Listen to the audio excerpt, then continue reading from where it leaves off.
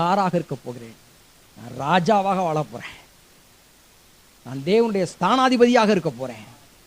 தேவனுடைய படைத்தளபதியாக இருக்க போறேன். கர்த்தருடைய யுத்த புருஷனா இருக்க போறேன்.